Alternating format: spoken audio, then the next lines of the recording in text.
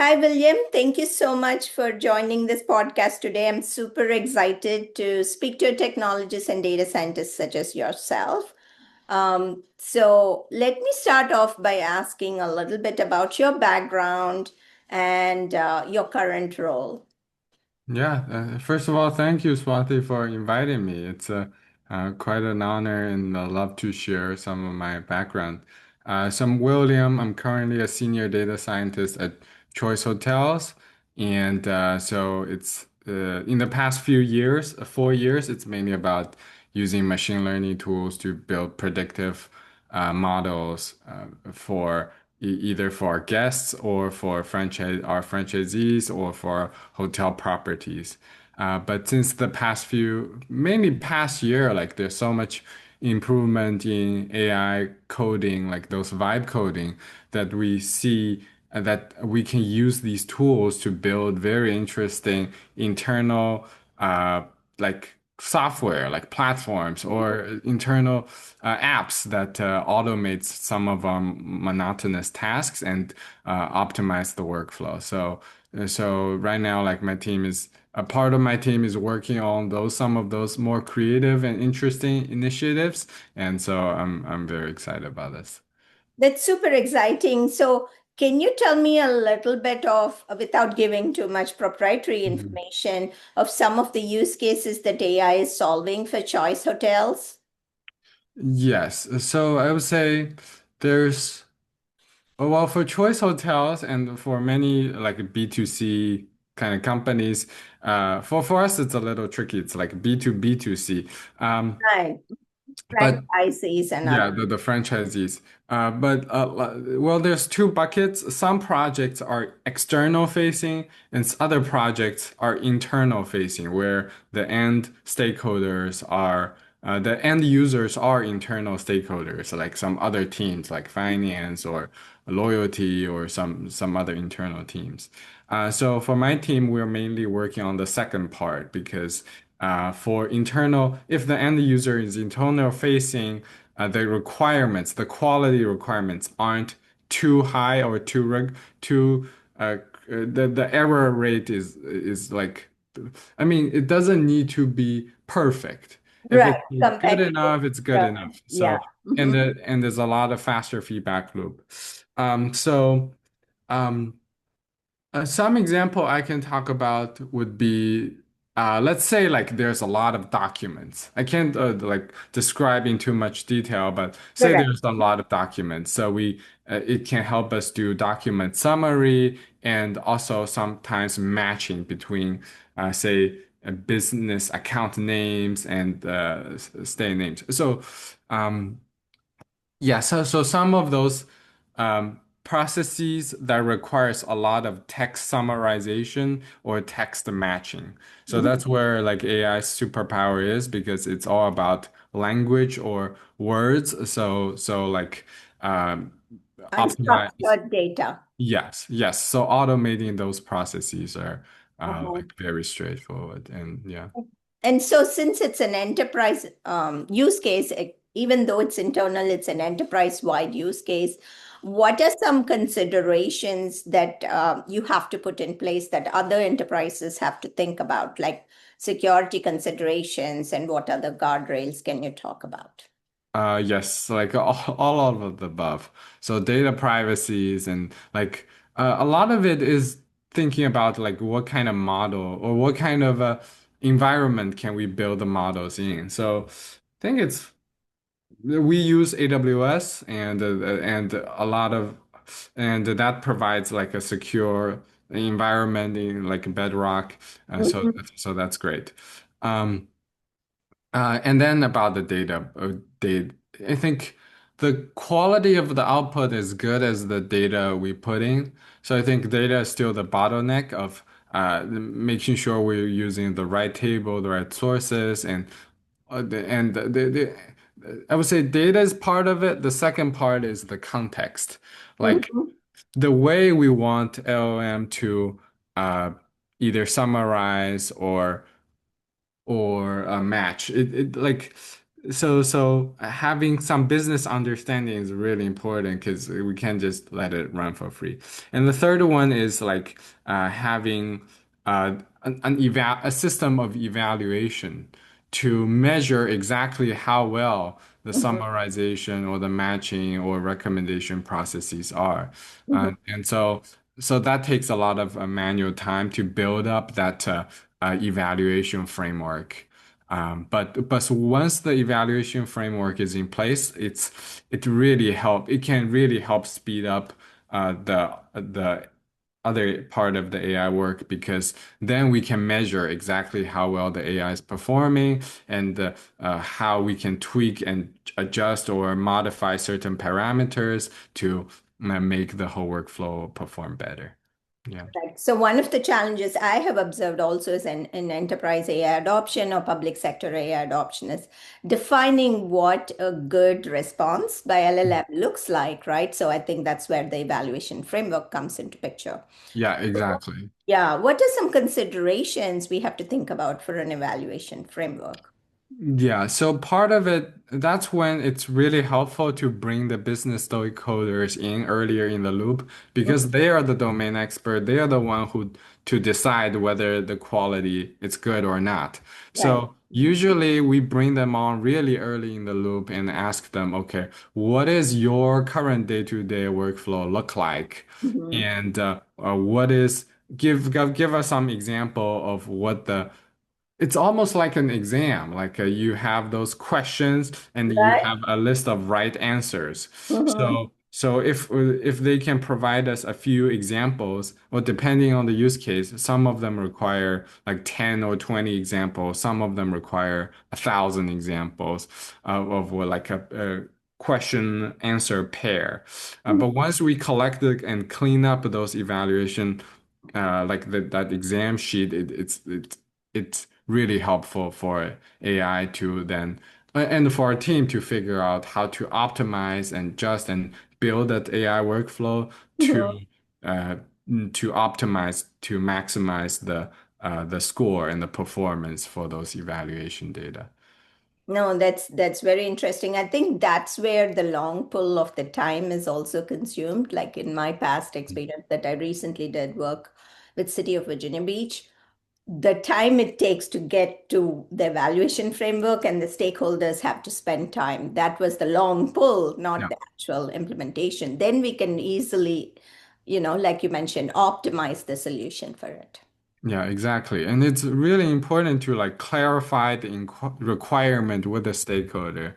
Yes. Because at the end of the day, we're building a tool, and the tool is only as useful as how well it solves the real pain points Hmm. of and the stakeholder and the workflow. So, like asking a lot of clarification questions and having frequent feedback early on will be really is really important rather than just building darkness and then show it to stakeholder, but then the stakeholder said, okay, some assumptions are wrong, you have to restart from scratch. That's like the worst case scenario.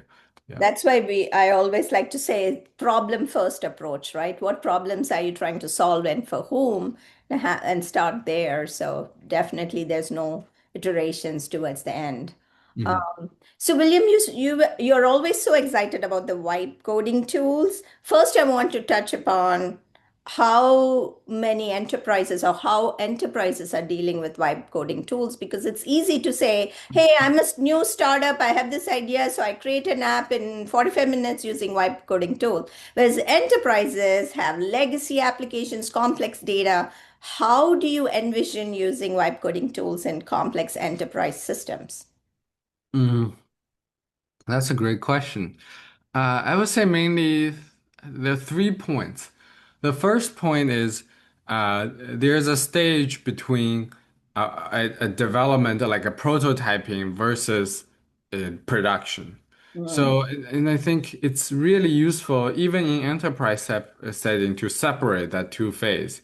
Because production, you require quality, consistency, security, all on and on. Whereas for the prototyping phase, you want the users to go really, really fast. to Mhm. build things quickly and show it to stakeholder, clarify requirements, and test hypothesis, whether it's popular or not. And once that prototype phasing is confirmed, then you can slowly build on Mhm. the production. So vibe coding tool is especially is extremely useful for the prototyping phase.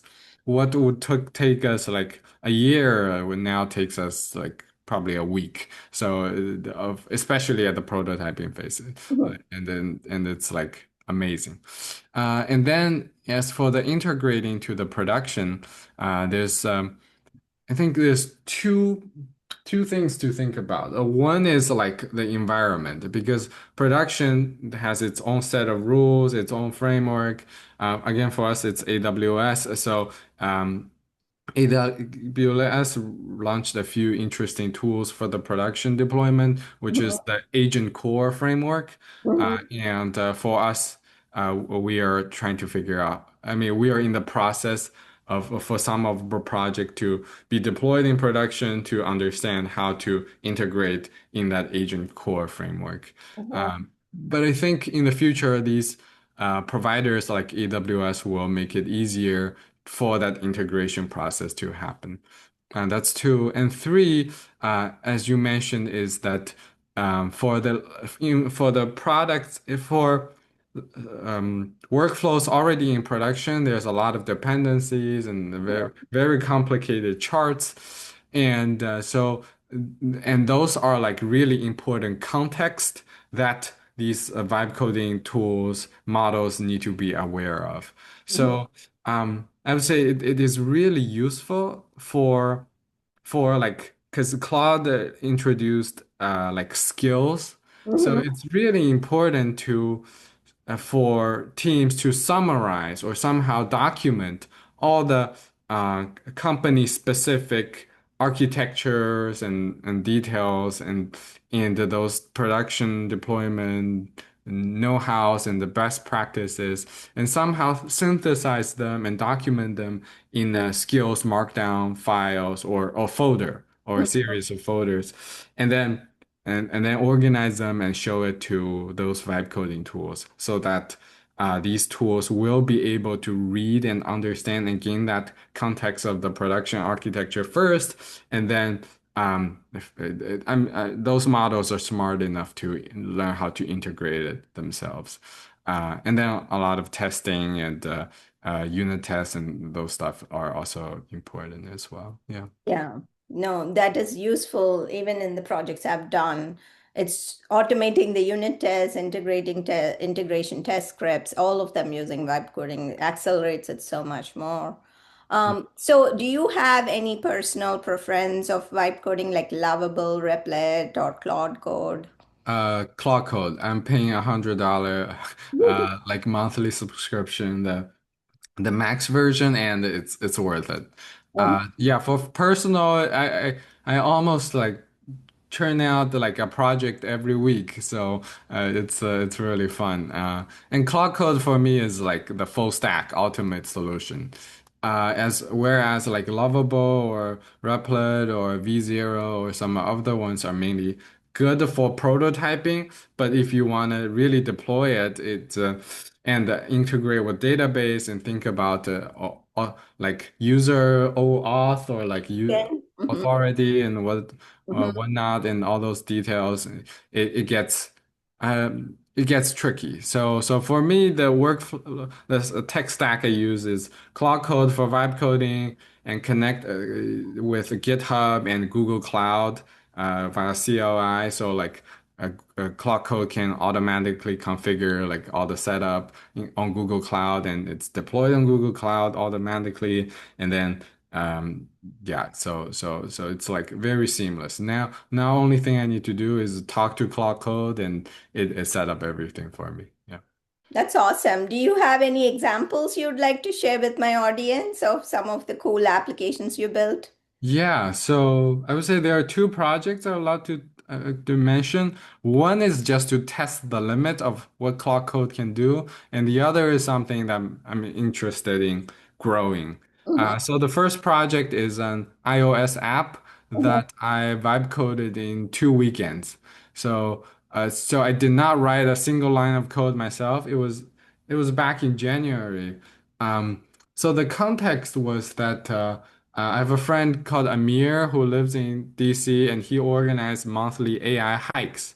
So when it's just a group of people who meet together on a Saturday morning, and these people love to talk, work in AI, love to talk in AI, and we just go on like hikes, like local walking groups in DC area Mhm. events. So the challenge is, suppose we agree to meet at let's say 10:30 a.m.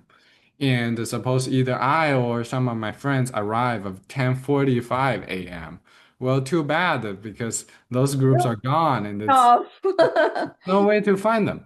So so I built an iOS app, whereas the organizers can draw the route of their hiking route and also live broadcast their location Mhm. and also share both the route and their location in an interactive map to the participants via like a link, web link.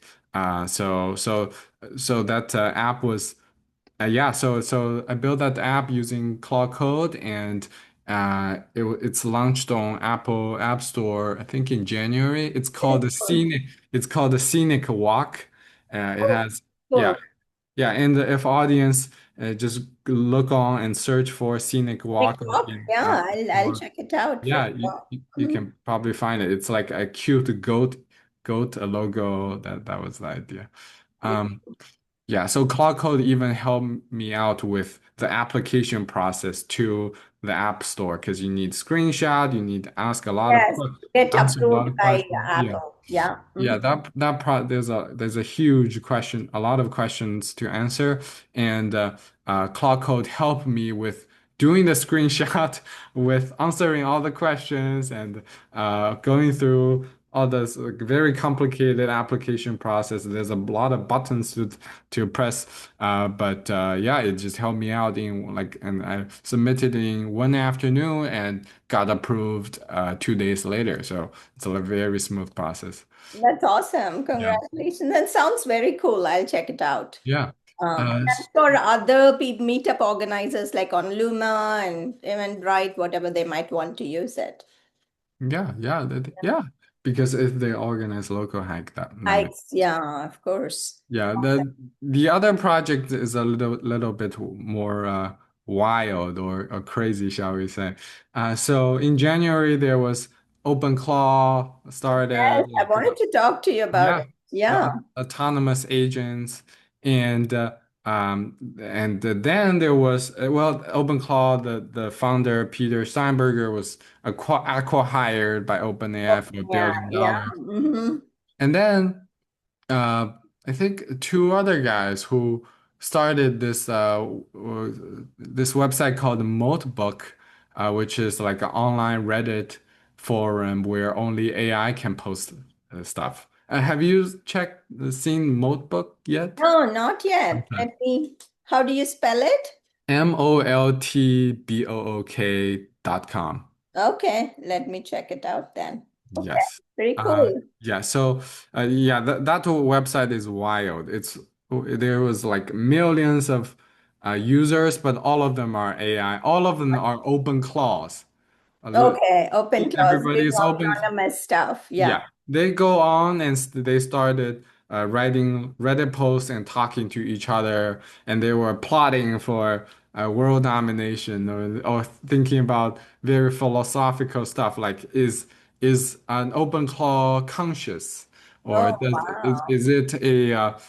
is it a like a conscious being, like all sorts of Yeah. philosophical questions. Yes, like is AI like a real intelligence? So yeah.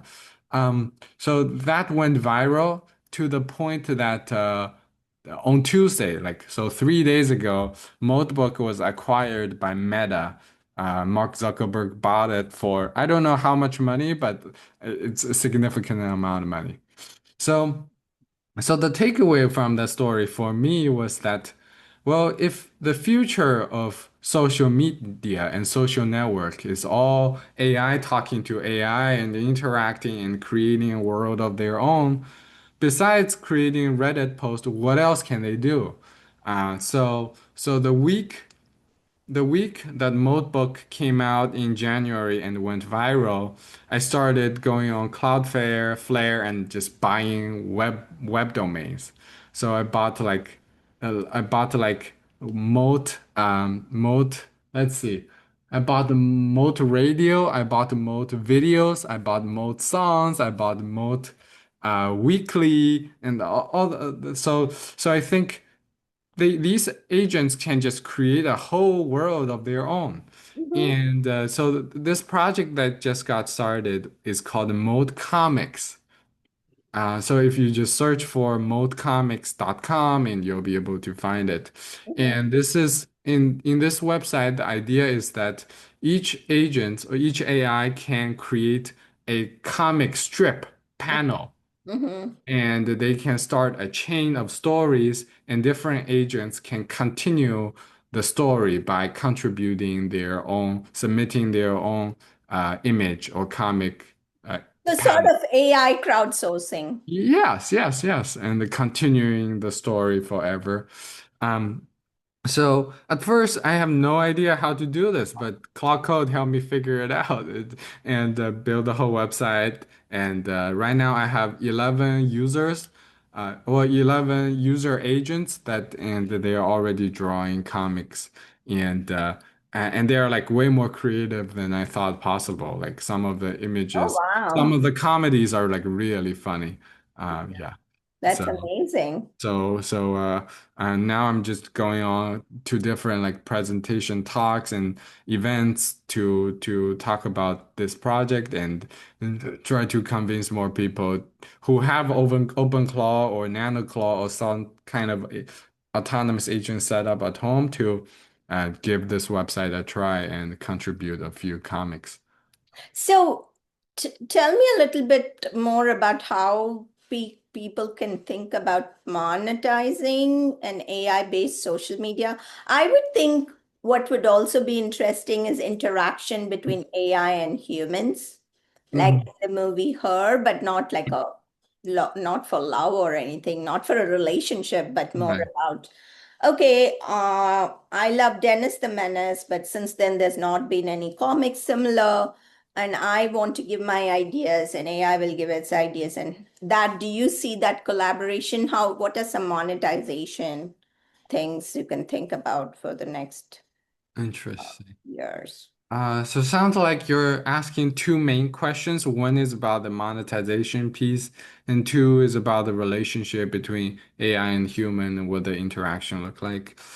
For your first question about monetization, that's an interesting question because that's something I would say I mean the Meta and the Mark Zuckerberg and they are like actively thinking about. But Right. yeah, for us, I think the key is growth. Like every social media company, like Yeah, it's all yeah, about growth it's before you can yeah, monetize. And mainly, I think what I want to see is some new monetization techniques rather than advertisements because right. growth leads to ads, right? But is there monetization around, selling these comics to artists who want to improve on them or make books like a collaboration? I want to see some new innovation and even monetization techniques instead of, oh, just grow and then feature ads, right? That's a really interesting question. Yeah, it's a really interesting way to put it.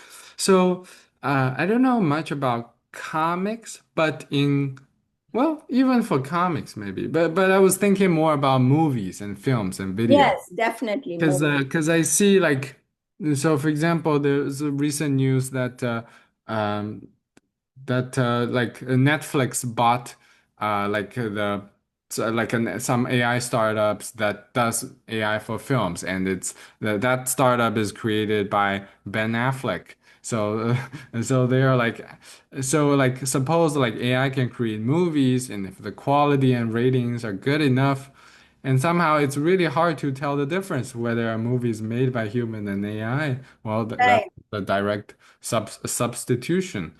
Um, and that's Well, I think part others you can part, well, then the question is it mainly like a substitution or some kind of a collaboration where Um, these AI comics or movie generating tools can lo collaborate with the best movie studio or the best comic artist in the world right. as I a, would think it's yeah. more collaboration because imitation is the best form of flattery. Mhm. And I know AI starts with imitation, but at some point it regenerates on its own, right? So I think initially it's collaboration, but it'll be like when you talk about the mode comics or the mode songs, it's AI to AI, but I would also like to interact with it. Yes, yes. Yeah. Yes. Then there's a ways of like interacting in what way? So for example, for Mode Comics, um, it's where AI create the comics, Hmm. but suppose there's like a one comic chain, like a story, one, two, and then for the third image, for the third comic panel, let's say five different agents submit their own idea. So Yeah. there's five competing candidates panels, and only one can become the canonical story. So for my website, I decided to let humans to vote and Yeah, that's a good whoever, yeah, interaction mechanism. and whichever has the highest vote in, let's say, a 12-hour window gets chosen, So gets then to get it, included in the yes. comic. Yeah, But I so yeah. also wanted to see, like, I think it's the imagination is the key. Like, for me, if I would create such a similar thing, I would like to say, hey, I want to have this, my type of comic, Mhm. my type of heroine. This is how I want her to be, etc. But Yeah. very interesting. I think I will check it out for sure. And I did briefly see your LinkedIn post now that you mentioned. Yeah, Go thanks. back and look at all the comic panels. So awesome, William.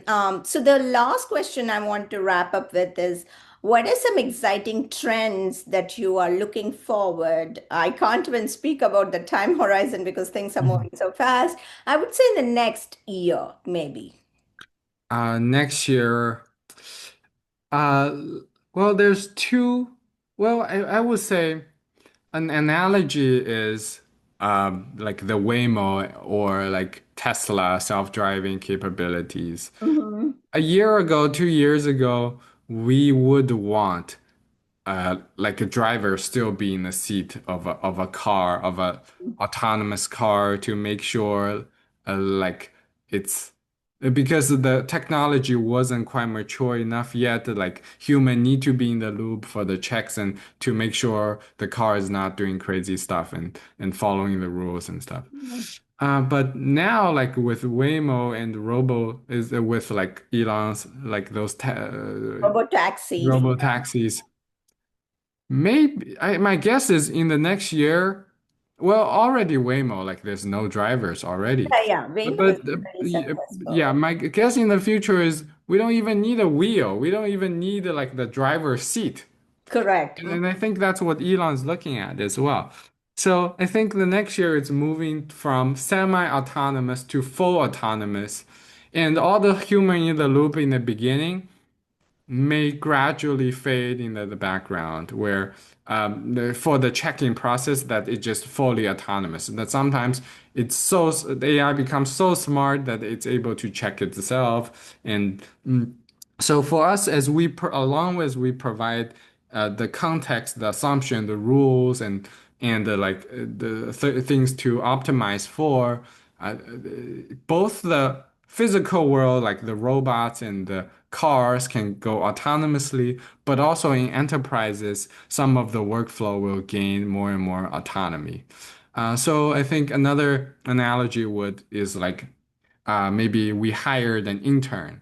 And at the start, the intern has no idea what they're doing, so we have to feed them, give them project, give them a lot of feedback. But over years, like the intern learns so much, that it grows so much in its career, in its role. Somehow it can have great deeper understanding of the company, of the environment, all the of the assumptions that we as mentor can ever think of. And so in those cases, we need to give it more autonomy and let it like thrive on its own. So I think in the future, companies that are brave enough or figure out a way to gradually let go of some of the guardrails and some of the uh, constraint and human in the loop and reimagine the entire workflow to optimize, to maximize the potential of these AI systems, they're gonna get ahead. But with all kinds of these innovation, it comes with risks because Correct. yeah, if big Mhm. companies like let go of the guardrail too early, and some crazy things may happen. So, but on the other hand, the companies that are slower to adopt will be left behind. Yeah, true. Yeah, It's that optimization between at what point do you let go, but also maybe large organizations have so many Mhm. workflows and business processes. What are some workflows that they can truly let go with minimal risk and impact? Right, There are some that cannot, right? And right. I always envision this scenario when I think of enterprise AI adoption. What does it take to put one commercial flight in the air? Think of the business process. You should ensure the crew is available, the pilot is available and scheduled. You should ensure people picking up the baggage are there, people checking the boarding passes are there, the air traffic controllers are there, the flight has been maintained and inspected. I mean, those are just a few business processes, but think of the complexity Mhm. of the number of business processes to just put one flight in there and thousands Yeah. and millions run throughout the world. So when I think of enterprise AI and adoption, I think of from simple systems to the most complex systems in the world and at Right. what point each one is adopting. Right. Yeah, and I can see definitely for bigger, larger enterprise companies, it's harder because there's with complexity comes inertia, and it's just really hard to untangle the web.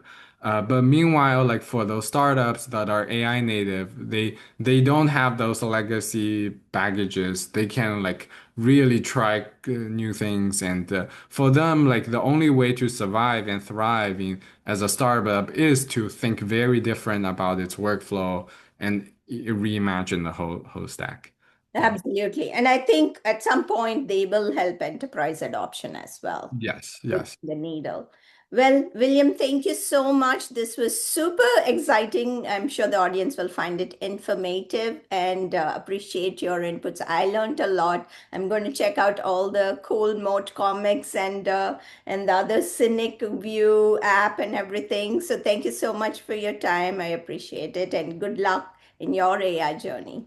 Yeah. Thank you very much for having me. It was a wonderful to chat with you and share my some of my thoughts on this. Of course, I'll stop recording now.